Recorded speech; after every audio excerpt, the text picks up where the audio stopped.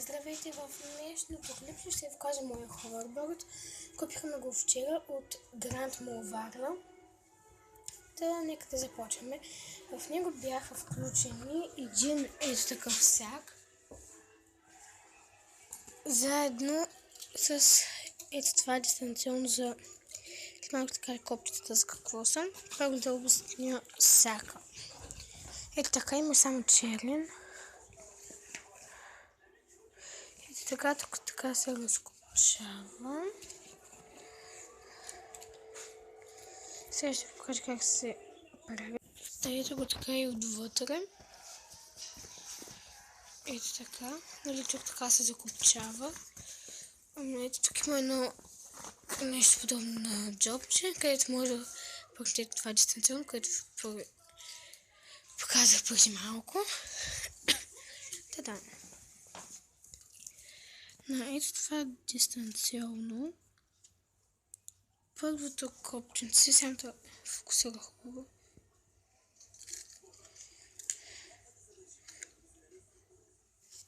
Ето, ако виждате един катинар за включване. Той е за това заключване. Тук светва. Второто копче, ето го. Него, което е за отключване. Съжалявам, че не виждате. Ето така. Следващото е с форма на една камбанка. Като начистите, ховерборда ви започва да пилка. Следващото е ето такава като изкричка. Ако виждате, и като я натиснеш, почват по различен начин да светят светлинките на ховерборда. Ето така. Сега нека да го покажем и ховерборда. Ето го и него. Ще ви покажа и откъде се включва. Ето така. Само да обърна. И аз мина от другата страна, защото копчето е отдолу ховерборда. Ето така. Ето тук за тези светлинки говорих и от другата страна има. Ето така. Ето го и копченцето, ако го виждате. Това са тонколони. Ето така. Само да кажа, че е 10 инчови с тези гуми, които се надуват. Ето тук е батерията. Ето пак такава гума. Когато свършва, почва да пресвятка. Това копче, когато се кача, след малко ще ви покажа за какво е. Така, и от тук също се изключва, както се включва. Пък ето това копченце е за зарядното му на ховерборда. С него се зарежда. Сега ще ви покажа и зарядно. Ето го и него.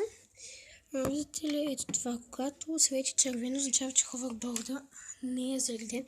Когато свети зелено, означава, че вече е готов и може да се го карате. Така.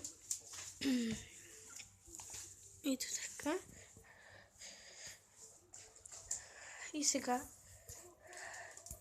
трябва само да се кача на него и да ви покажа как стане. Само да бутна стола, за да има повече място.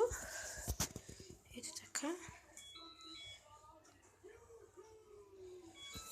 Ето така и почвате да го карате. Това копченце е когато краката ви са качени на ховерборда или нещо такова подобно. Ето така. Ходите където искате, напред-назад. Когато искате да учите напред, давате самия ховерборд напред. Когато искате назад, давате го назад. Когато искате надясно, наляво, завой. Трябва най-важното да пазите равновесие, да умеете как да се качате и да слизате. Така.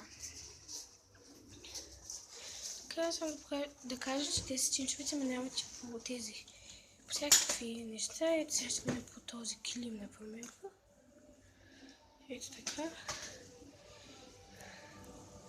нищо не се усеща. Да.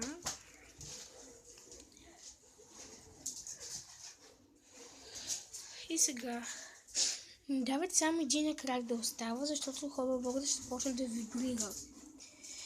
Ето така. Така се изключва. Ето така. Сега ще ви покажа от дистанционното как пилка се сета тази камбанка. Само да видя, че на камерата много не се вижда. Ето и нея. Само да кажа, че този hoverboard има и Bluetooth. Сега аз имам друг телефон, затова сега ще ви покажа как да си направите. Първо влизате в Bluetooth. Ето така, аз съм гъта. Може да не го включвате, аз няма го включва.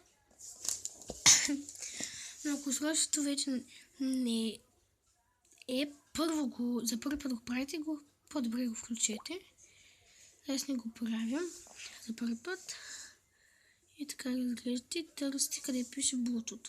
Ето го Bluetooth. Натискате.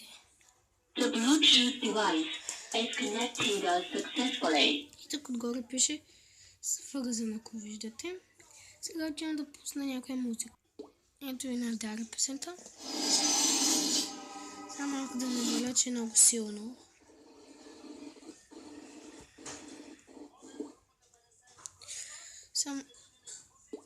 Ето така. На Дара песента. Какво не чу? Чува се от hoverboard. И сега ще сложа това, което се чува. Не се чува тук от hoverboard. Така също може и да карате. За да не си мислите, че ви лъжа. Ето така, аз в момента ще се кача.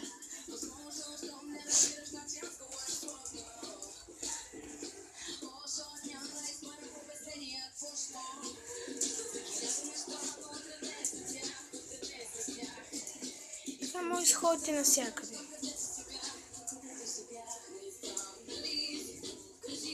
И се чува наистина доста силно. Сега ще го усиля до края, за да го чуете.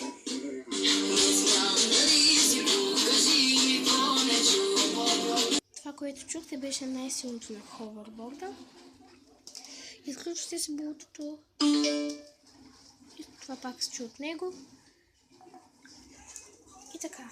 Мисля, че няма какво друго да ви кажа за него. Така. Надявам се това клипче да ви е харесало. Ако е така, дайте thumbs up и се абонирайте за канала ми. Довиждане!